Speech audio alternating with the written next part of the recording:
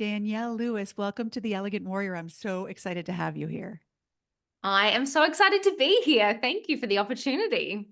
Well, you have been my sales coach, and because of that, I've learned so much from you, and I have really found the way that you approach things to be so helpful. And so I wanted to have you come on and talk to the listeners, but I sort of want to start before we dive in to make sure, because there's some listeners who are not entrepreneurs, who don't think they sell at all. They may work, I'm thinking of some of my coaching clients, they might work for a tech company, might be a doctor, might be a lawyer who's in corporate, who's not even selling to a jury the way that I was.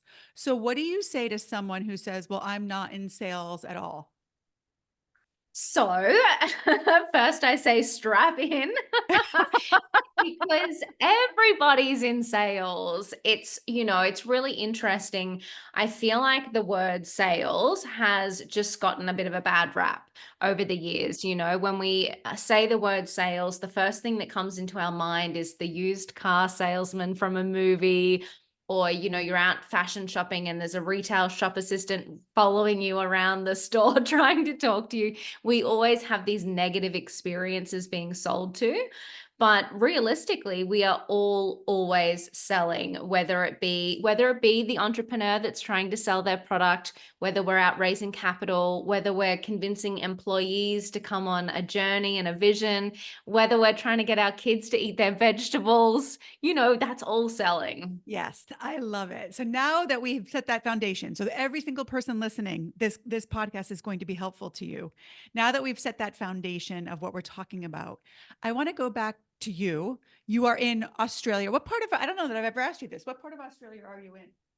So I am in Western Australia. For anyone knows, they might be familiar with Perth as our capital city. Grew up in Brisbane, which is the complete other side. That's the East Coast. But I have a mining husband, and Western Australia is very well known for their mining industry. So I'm over here at the moment. I have been to Australia. I was in, oh goodness gracious, Cairn, because we went to the Great Barrier Reef. And then Oh, I was it's in so beautiful so there. beautiful, so beautiful. And then we were in Sydney. It was just so beautiful. So I love it there. And I love your accent, of Australia's the course. best. Yeah, Everyone says that, but I don't know how anyone could love the Australian accent. It's very bogan. well, we do. We love it. So Perfect. tell the listeners about, because you started not on your own, you started in a pretty corporate job. Tell us a little bit about that. Yeah, well, I always say to people I was an excellent box ticker. So I did well in school. I got a university degree. I started a full-time corporate job. I saved up a deposit to buy my first home. And then something crazy happened. And I read The 4 Hour Work Week by Tim Ferriss. And, like people do, I got absolutely obsessed with online business.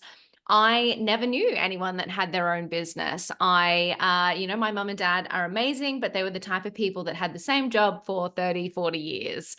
And I just was like, what? You can just make up a business? And I really became obsessed with it. And I did what every girl 15 years ago did, and I started a fashion blog.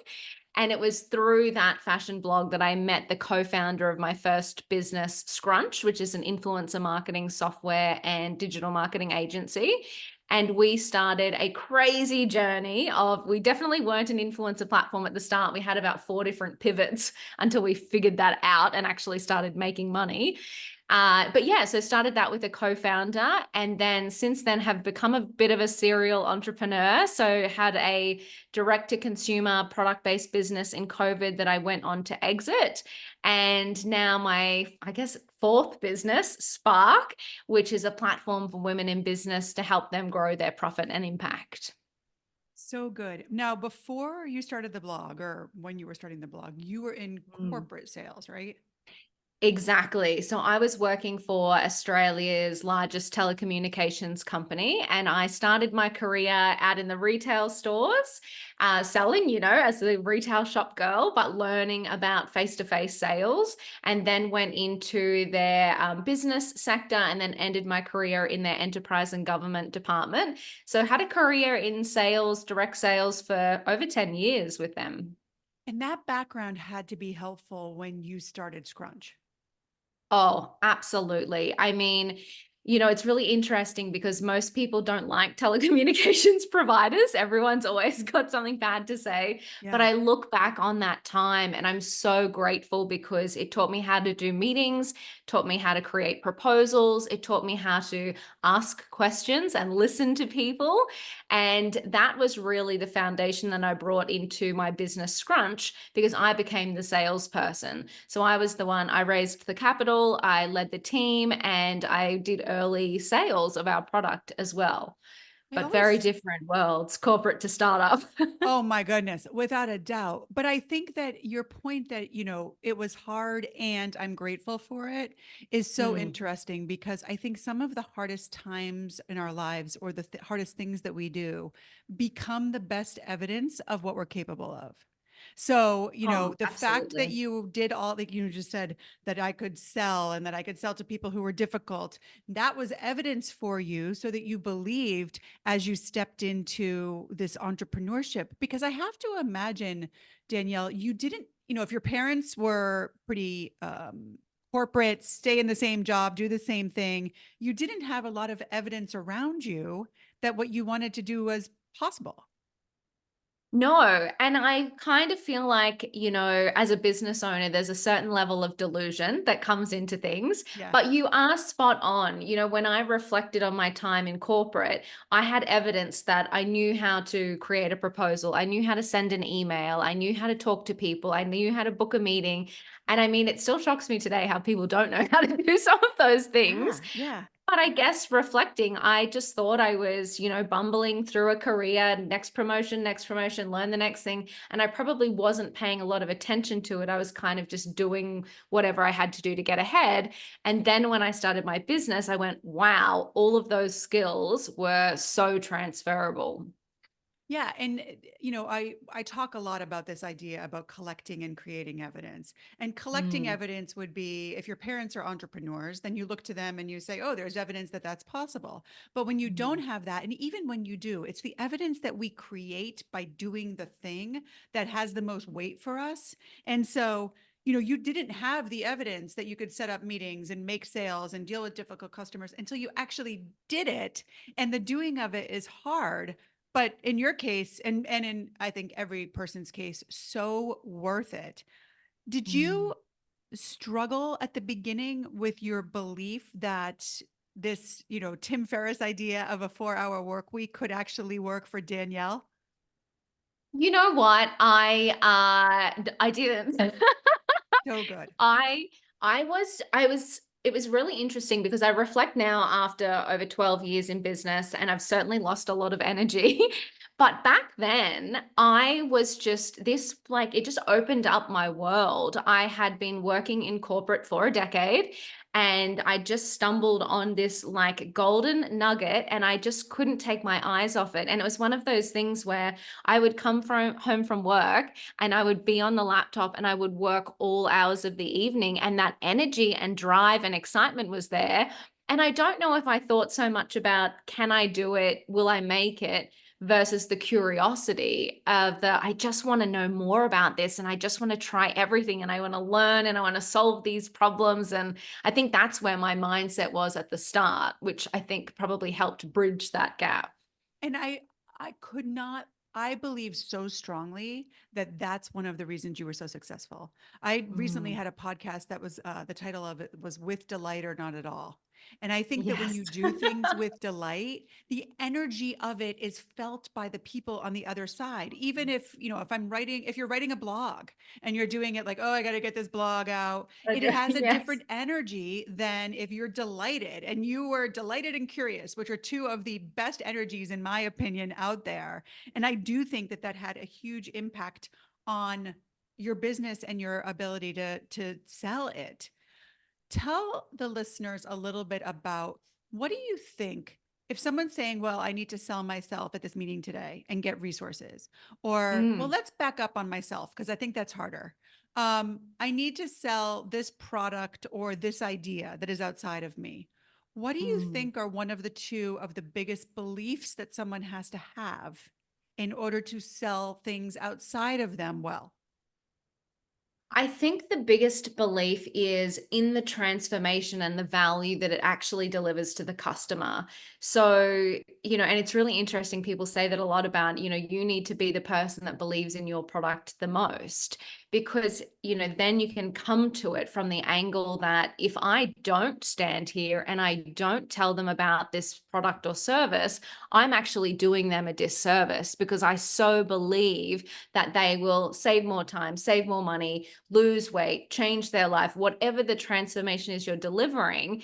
If you strongly believe in that, then it's not really a sale. We can kind of remove this word sales Mhm. and we can actually replace it with service, or we can replace it with building great relationships. Because if we're in the room and we believe in that transformation, we can ask great questions, we can get to know that person, and we can just share with them also what we happen to do that might help them.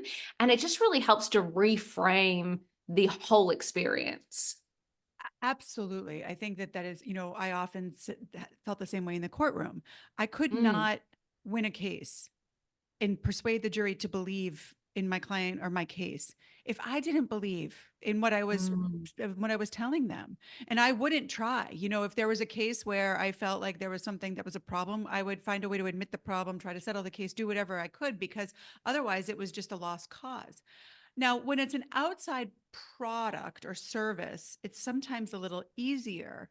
But when we're talking about, you said, I need to be the person who believes in the product the most. But if you're selling yourself, whether that's, I deserve this raise or this promotion, or you should hire me as your coach or your guide or your mentor or whatever. So now it becomes you have to be the person who believes in you the most mhm, because you become the mhm. product or service. How would you Exactly. suggest people get to that? Yeah, that is such an interesting point because it's fairly similar in the sense that you are selling yourself, you are still selling a transformation. So it might be, I'm the best person for this job because I'm going to come in and deliver XYZ to your company. And that's all levels, right? That is also the PA, like you are changing the CEO's life because you are taking stress off his plate. He can do his job so much better. Like it doesn't matter what level we're talking about here. You are of service. You are delivering a transformation to that person that you're selling to. So I think if we again reframe, what is it? Who am I in service of? And what am I actually delivering? That just helps bridge that gap. But I do love that you said we have to believe in ourselves the most. We have to be our biggest cheerleader because it's it's a little bit sad. I mean, often we have amazing people around us, but at the end of the day, we are the person that has complete control over our life. And if we don't show up for ourselves and we don't believe in ourselves, then we're not going to fulfill those amazing dreams that we have. Yeah, and it's our own voice that we hear the most. Mm, Even if you yes. have an amazing partner or partner in life, like a partner that you're married to or coupled with, or a partner in your Yeah. business, you still, in the Yes. middle of the night when you wake up, it's your voice. In the morning when you're Yes. brushing your teeth, it's your voice. And so doing the work, it's interesting. I didn't intend to go here, but it's been on my mind a Mm, lot. There's a, mm. there's a man named John Gottman who is a couples counselor. He's very famous. And he had came up with this thing called the Gottman ratio, which they now call the magic ratio. And he said that in all the couples he studied, like thousands, if not hundreds of thousands of couples, that they found that for the healthy relationships, there had to be 5 positive interactions for every negative interaction. And then they Wow. moved that into business and found that it Mm. was a similar ratio, 5 positive interactions for every negative. And I keep thinking about that in terms of my inner dialogue. That for Yes. every time that I put myself down or say you can't do that or it's not enough, I have to find a way to have 5 positive interactions with myself. And it's hard and it's challenging. I know when we work together, there's so much that feels different and Mm. therefore perhaps impossible for people who aren't used to this idea of sales. And one of the things that I think you do phenomenally well is you provide strategy, which then provides evidence, which then supports the belief. Do you do that on purpose? Absolutely. Because, and I mean, it's really interesting.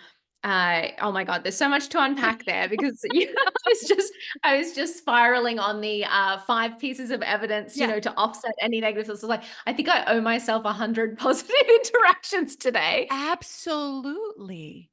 But it is interesting, tying that back into, what you just said about providing the strategy, providing the framework, providing the steps, because I do find it interesting that I can tell somebody what to do, but it is that mindset, it is that internal dialogue, it is that belief in oneself that tends to be the biggest blocker for people actually achieving anything or just doing taking action. I find that has been something that's been so interesting to me on this journey because I come from sales and because I've experienced it and I know the tasks to do.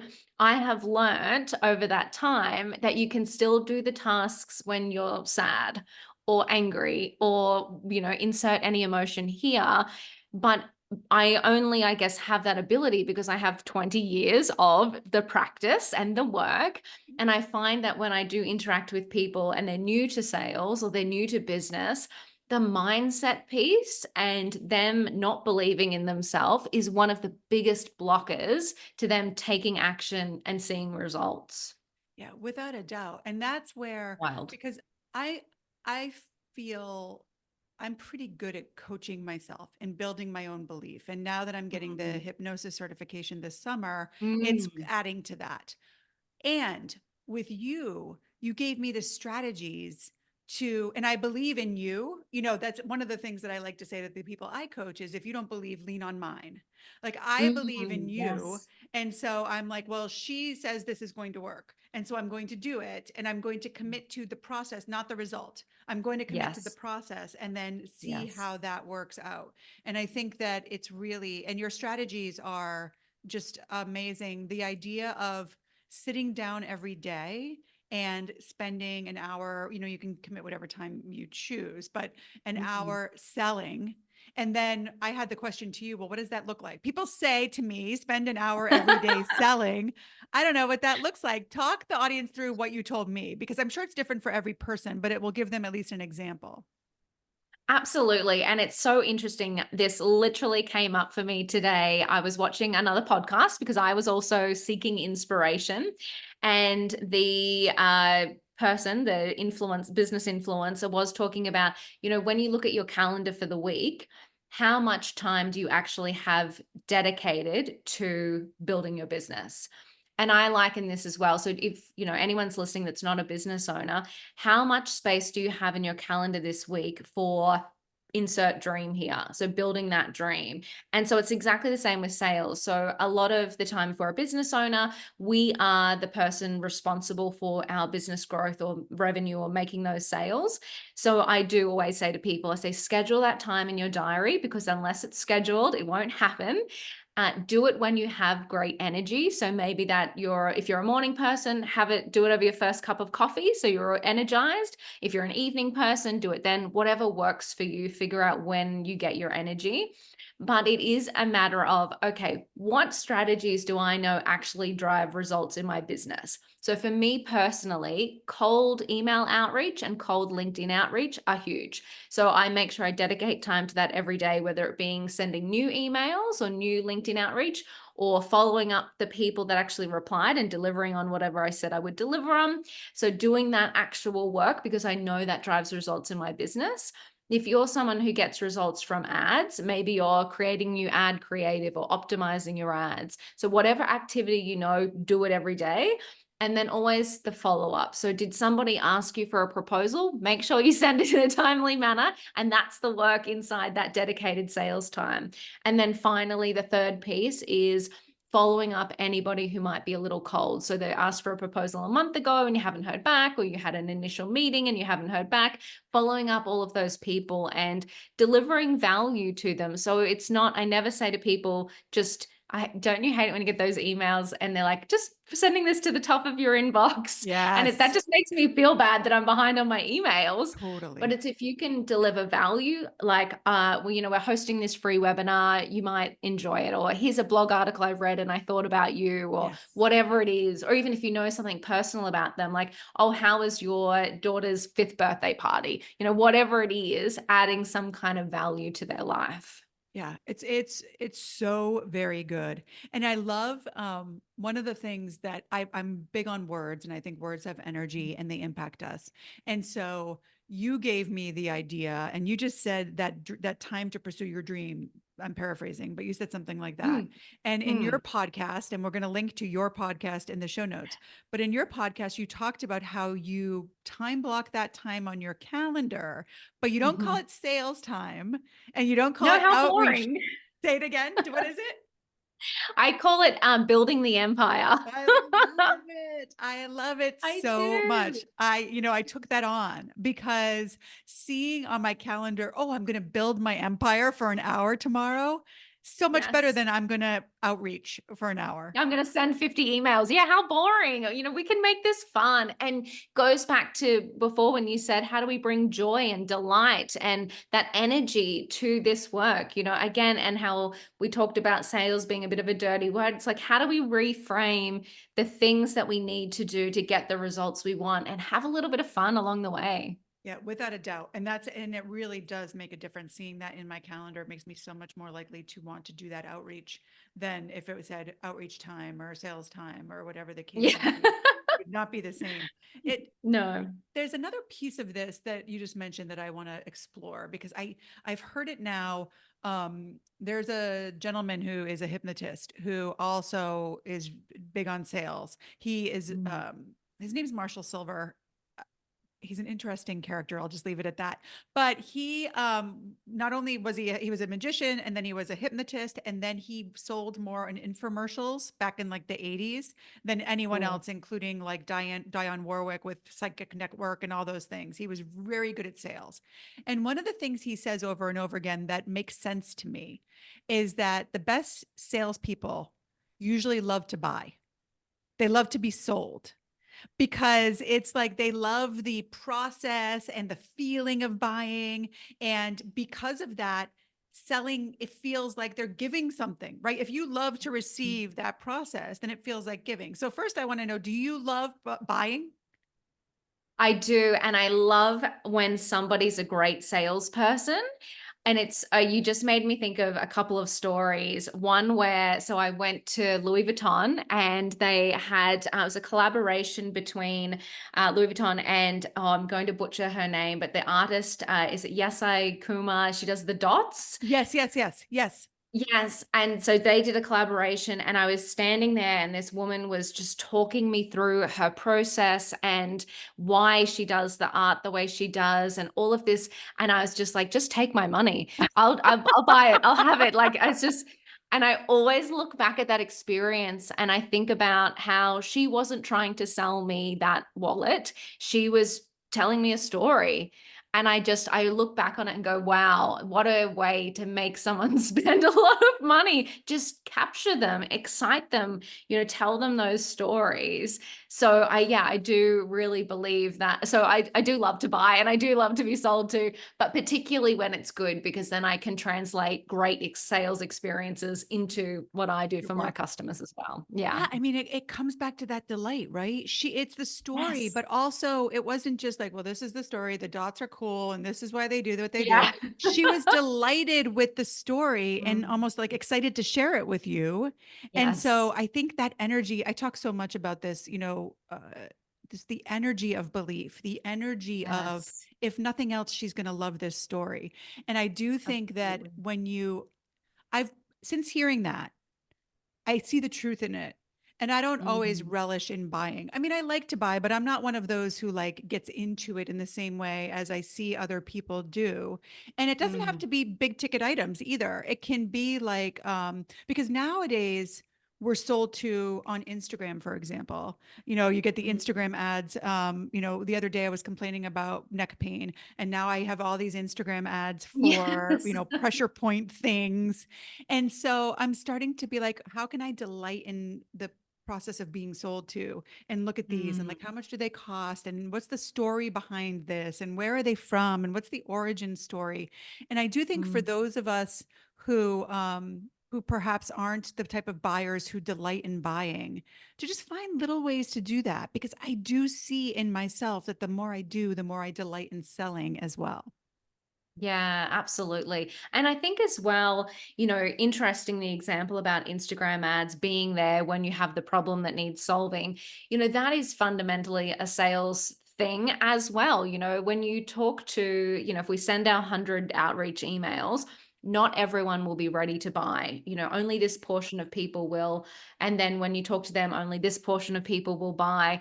We need to show up for people at the right time. So there is always a nurture process that happens as well. And I think that that is a portion of sales that's not really thought about a lot. And that is just building great relationships, being in people's life, giving them value, and then at the right time they will, when they need it and it is urgent that they buy, you're the person that's top of mind. Yeah. And I have a very soft selling style, so you can be very aggressive, you can think of all the numbers, you can do all the things. My style is I'm going to have as many amazing conversations as I can have with people, and the numbers will fall out the bottom. People will buy because I will keep showing up and I'll have more conversations than anybody else. Yeah. And I mean, you're a very special person anyway. And so, and that's another thing where we need to wrap up shortly. And I want to wrap up with those three questions. But before I do want to talk about the grant program, Mm, because I think that I know that you don't do the grant program as a form of sales, right? But it does make me far more likely to buy from you. So tell the listeners about the program, and then we'll talk about how that impacts selling. absolutely. So the Spark Women in Business grants, first of all, the way they were born was I found myself showing up on my own podcast and just regurgitating the same stats as everyone. Women are underfunded, less than 4% of VC money goes to women led startups. And I made this outrageous statement. I said, you know what? If we're going to fix this problem, it's got to be us. And I think I meant women collectively. But then I reflected on that statement and I was like, oh no, well, I got to put my money where my mouth is now. I can't just be contributing to the problem. I've got to find a solution. And so Spark Women in Business grants were born. We do a $15,000 worth of cash grants every quarter. And they've taken on different formats. One was a 10, a 10 and a 5, and we're doing 3 5s this round in August. At the moment, they're only open to Australia, New Zealand, and Singapore, but my grand vision is that it will be global imminently. Yeah, because I just feel like, why should we make it so hard to get women more money? Women do amazing things with money. They grow businesses faster. They make bigger impacts in their communities. So I am on a mission to get more funding for women. And that you share that on your social media, right? You share that on your Mm. podcast, and that makes me want to give you more money, to buy more things from you, to support that through you. And so a lot of times the things that are our passions, especially if they are philanthropic, but the things that are our Mm. passions are the things that we should be sharing as well, because people can relate to those and want to support those things, and therefore want to support you the way that I do.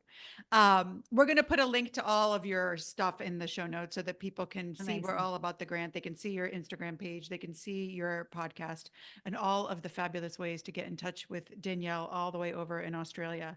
But before I let you go, we've changed the first question a little, so it may be catching you by surprise, but there's three questions that I want to ask you. And the first is, you have a lot of belief in yourself, which is well grounded in all the work that you've done, and belief in your ability to sell. What's a belief you're working on believing? What's something that you're still trying to like, it might be Mhm. just there, but you're not quite in full belief, or it might be really far away. Yeah, well, and look, I think that it's so It's and I've been doing a lot of work around this at the moment as well, in trying to let go of the how things happen. So, and interesting, when I was thinking about the question in its other format, one of the things that I'm really working on my belief in is that I want to take that Women in Business grant from $15,000 a quarter to $25,000 a quarter, and then global. So I actually want to operate it in 5 regions around the world. And that's a big jump, right? It's a Yeah. pretty big Yeah. leap. And one thing that I'm cultivating that belief in myself is that it will happen. And that is the vision. I just can't see the steps yet. And I just don't know what the how is yet. And I'm just doing a lot of work around letting go of the how and knowing and believing that it will happen. And that if I just keep taking the next step and the next step and the next step, I will turn around and have achieved that goal. Yeah, it's funny. I just want to offer this to you. You said it's a big leap. Mm. What if you believed it wasn't? Because Oh, I if know. I love that you said that. yeah, because it might not be, and I think that we have these beliefs that we just think are true, and Yeah. we just say them and they get in the way. And Yes. I can believe that that's not a big leap for you. And so I you love can rest on that. my belief until you're in it fully. But I don't usually respond with coaching, but I just think with that, it's you could believe that it's not a big leap at Mhm. all. And there could be evidence to support that belief too. Well, and it's so interesting. I just started reading the book, 10x is Easier easier than than 2x. Yep, great. Yeah. I love it. Love Easier it. than Love 2x. it. Yeah, Ben Yes. Oh Hardy. my It's God. Ben Hardy and Sullivan. Dan Sullivan. Yeah. It's Dan Sullivan's idea, Oh. and then Ben Hardy is the person who put it into work. It's a great book. Mm. And I think that's it right now. I'm just want to switch that thinking to, yeah, think bigger, and I love that you said that maybe it's not a big leap. Yes. Well, it's Oh, interesting. I had so good. Darnielle Jarvie. Oh gosh, I always forget her last name, but it was like 2 episodes ago. And her book Mm, at the end was A Happy Pocket Full of Money. And I read it and I loved it. I became obsessed with it. But one of the things they get into quantum physics, which is it's an author, get over into quantum physics, which is a little over my head. But he talks about the mm. idea that like it could be in an instant that this thing Yes. happens. And if we believe it's going to take a long time or that it's a big jump, then that Mm. belief will be brought to pass. So I just want to offer to you that it could be tomorrow. Oh, It doesn't, yeah, it's good stuff. Okay. okay, now you've made me excited. This is great. No, it's not great because it's your bedtime. I You know. just gotta Oh calm no. down and have some good dreams. Okay, so second question is what book would you recommend for my listeners? Well, I think we should, since it's next to me and I just started Yeah, it, yeah. 10x is easier than 2x. I mean, I'm literally only a quarter of the way through, and I've already had brainwaves. I've already started to think about ideas that could leapfrog my business. And I just think, even if you're not in business, Yeah. I think just the ability to think bigger is just something that I want for everybody. I want people to not settle. I want people to dream big. It doesn't matter if it's in business or if it's in personal. I just think if we have more big dreamers, the world will be a better place. Without a doubt. There is a chapter in that book about wanting, and I Mm. recommend that chapter to every human being. Some of the book you might feel like, oh, it is too business oriented, but there's always ways to apply it to yourself. But the chapter on wanting what you want because you want it Yes. is a phenomenal chapter that I feel like should be required reading, especially for women, because we tend Mm. to not be so good at that. I could talk to you all day, Danielle, but the last question is my favorite question. Your answer to this question will be added to the Elegant Warrior Spotify playlist. What is your theme song? What is the song that you want to walk onto the stage of life onto? Well, I don't know what this says about me, but this is also my karaoke song, and it is 9 to 5 by Dolly Oh my Parton. gosh, I love it. No one has chosen that song and no one has chosen Dolly, and I love Dolly, so that's Oh, such a good addition. it just always gets me going, always gets me excited. Yeah, love it. So good. Well, I love you. I think you're phenomenal. I think that I am so lucky that I randomly found you and have connected with you, and I can't wait to see what you do next. Thank you so much for coming on. You are amazing. Thank you so much for having me.